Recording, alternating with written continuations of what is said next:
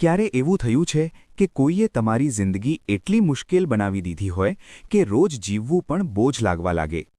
જ્યારે તમારું જીવવું જ હરામ કરી દેવામાં આવે, જ્યારે તમારો આત્મવિશ્વાસ ધીમે ધીમે ખોખલો થવા લાગે, જ્યારે તમારા પોતાના જે સૌથી નજીક હોવા જોઈએ એ જ તમને નીચે ખેંચવાની સાજિશ કરવા લાગે, એ ક્ષણે માણસ સૌથી પહેલાં અંદરથી તૂટી જાય છે. હૃદય દુઃખથી ભરાઈ જાય છે અને મગજ ગુસ્સાથી. એવા સમયે મોટાભાગના લોકો બે રસ્તા પસંદ કરે છે. અથવા તો પોતાને ખત્મ કરવાની વિચારણા કરે છે, અથવા તો સામેવાળાથી બદલો લેવાની. પણ સાચું કહું તો આ બંને રસ્તા મૂર્ખામી છે.